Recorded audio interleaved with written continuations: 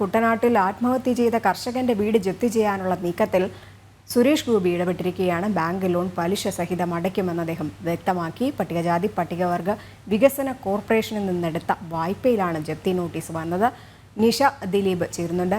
നിഷ, മരണത്തിൽ തള്ളി വിട്ടത് പോരാഞ്ഞിട്ട് ജപ്തി നോട്ടീസ് അയച്ചുകൂടി ആ കുടുംബത്തിനെ ഭീതിപ്പെടുത്തുന്ന ഒരു രീതിയായിരുന്നു സംസ്ഥാന സർക്കാർ തന്നെ നടത്തിയിട്ടുണ്ടായിരുന്നത്. വകുപ്പുകൾ അടക്കം നടത്തിയിട്ടുണ്ടായിരുന്നത്. ഇപ്പോൾ പക്ഷേ ആശ്വാസമാവുകയാണ്, ആ കുടുംബത്തിന് കൈത്താങ്ങാവുകയാണ് സുരേഷ് ഗോപി ചെയ്യുന്നത്.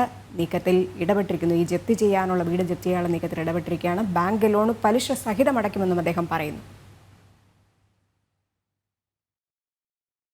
ഈ ഒരു കുടുംബത്തിന്, അതായത് കുട്ടനാട്ടിൽ ആത്മഹത്യ ചെയ്ത കർഷകൻ KG പ്രസാദിന്റെ കുടുംബം കഴിഞ്ഞ ദിവസം ഈ ജപ്തി നോട്ടീസ് കിട്ടിയതോടുകൂടി തന്നെ വളരെയധികം ആശങ്കയിലായിരുന്നു. കാരണം അവർക്ക് ഈ പണം അടയ്ക്കാനുള്ള യാതൊരു മാർഗവുമില്ല.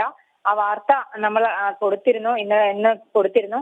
തുടർന്നാണ് സുരേഷ് ഗോപിയുടെ ഇടപെടൽ ഉണ്ടായത്. സുരേഷ് ഗോപി ഈ ഒരു കുടുംബത്തിന്റെ ഇവർക്ക് പട്ടികജാതി പട്ടികവർഗ വികസന കോർപ്പറേഷനിൽ നിന്നും ഇവർ വായ്പ എടുത്തിരിക്കുന്ന തുക അതിന്റെ പലിശ സഹിതം അടച്ച് തീർക്കാമെന്നാണ് സുരേഷ് ഗോപി അറിയിച്ചിട്ടുള്ളത്. എന്തായാലും ഈ കുടുംബത്തിന് അത് വലിയ ഒരു ആശ്വാസം തന്നെയാണ്. കഴിഞ്ഞ നവംബർ 11-നാണ് കർഷകനായ പ്രസാദ് ആത്മഹത്യ ചെയ്തത്.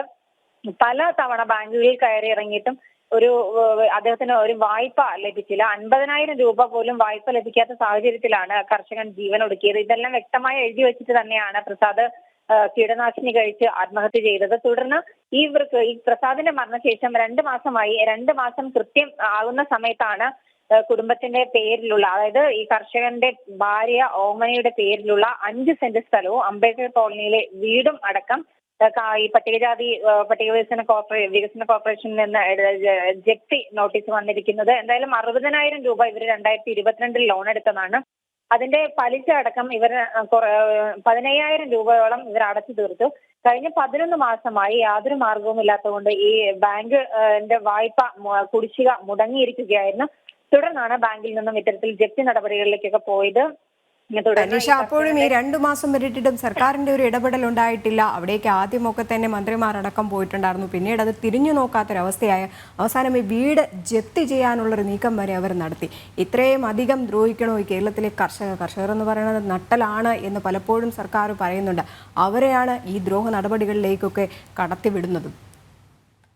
രജനി, തീർച്ചയായും അതാണ് എടുത്തു പറയേണ്ട കാര്യം. കാരണം നമ്മൾ കണ്ടതാണ് KG പ്രസാദ് എന്ന് പറയുന്ന കർഷകൻ മരിച്ച സമയത്ത് അദ്ദേഹത്തിന്റെ വീട്ടിലേക്ക് രാഷ്ട്രീയക്കാരും മന്ത്രിമാരും അടക്കമുള്ള ആളുകൾ ചെല്ലുകയും വാഗ്ദാനങ്ങളൊക്കെ നൽകുകയും ഒക്കെ ചെയ്തതാണ്.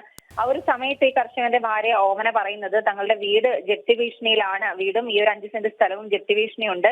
ബാങ്കിൽ നിന്നും പട്ടികജാതി പട്ടിക വികസന കോർപ്പറേഷനിൽ നിന്ന് ലോൺ എടുത്തതാണ്. അത് ഏതാണ്ട് ജപ്തി നടപടികളിലേക്ക് പോകുന്ന ഒരു സമയമാണ്. അതുകൊണ്ട് ആ ഒരു കിടപ്പാടം സംരക്ഷിക്കാനുള്ള കാര്യങ്ങൾ ചെയ്തു തരണമെന്നാണ് മന്ത്രിമാർ അടക്കമുള്ള ആളുകളോട് ഈ കർഷകന്റെ ഭാര്യ പറഞ്ഞത്. പക്ഷെ അതെല്ലാം ആ സമയത്ത് കേട്ട് പോയി എന്നല്ലാതെ യാതൊരു തരത്തിലുള്ള ഇടപെടലും അവരുടെ ഒന്നും ഭാഗത്തുനിന്നും ഉണ്ടായില്ല എന്ന് വേണം ഈ ഒരു ജപ്തി നോട്ടീസ് ഇപ്പോൾ ഈ കുടുംബത്തിന് ലഭിച്ചതിൽ നിന്നും കരുതാൻ.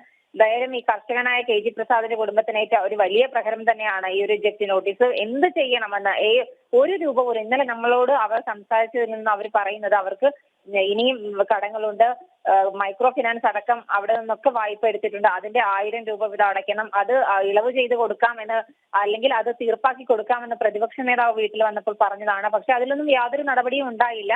ഇന്നലെ അവർ എന്നോട് പറഞ്ഞത് ഇന്ന് അവർക്ക് 1000 രൂപ ഈ മൈക്രോ ഫിനാൻസിൽ അടയ്ക്കണം.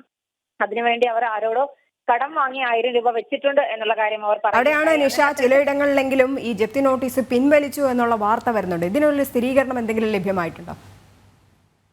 രജനി, പട്ടികജാതി പട്ടികവർഗ വികസന കോർപ്പറേഷന്റെ ആയിരുന്നു ജപ്തി. അതുകൊണ്ട് തന്നെ മന്ത്രിയുടെ ഇടപെടലിൽ ഈ ഒരു നോട്ടീസ് മരവിപ്പിച്ചു എന്ന് പറയുന്നുണ്ട്. പക്ഷേ ആ നോട്ടീസ് മരവിപ്പിച്ചതായിട്ടുള്ള ഔദ്യോഗിക സ്ഥിരീകരണം ആ ഒരു മന്ത്രിയുടെ ഓഫീസിൽ നിന്നും റിലീസായിട്ട് വന്നിട്ടുണ്ട്. പക്ഷേ എങ്കിൽ പോലും ഈ മരവിപ്പിക്കുന്നതിന് മുൻപ് തന്നെ ഈ ഒരു തുക മുഴുവൻ അടയ്ക്കാൻ തയ്യാറാണ് എന്ന കാര്യമാണ് സുരേഷ് ഗോപി പറഞ്ഞിട്ടുള്ളത്. കാരണം ഇനി മരവിപ്പിക്കേണ്ട ആവശ്യമൊന്നുമില്ല.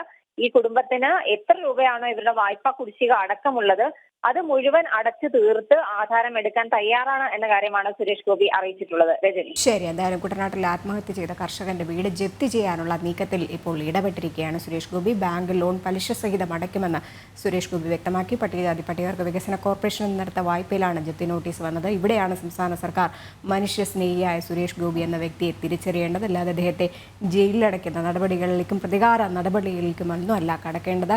ഇനിയെങ്കിലും ഈ കർഷകരെ ദുരിതത്തിൽ നിന്ന് നീക്കണം. ഇനി ഒരു കർഷകൻ പോലും ആത്മഹത്യ ചെയ്യാതിരിക്കാൻ വേണ്ടിയിട്ടുള്ള നടപടികളാണ് സംസ്ഥാന സർക്കാർ എടുക്കേണ്ടത്. നിഷാ ദിലീപാണ് വിവരങ്ങൾ പങ്കുവച്ചത്.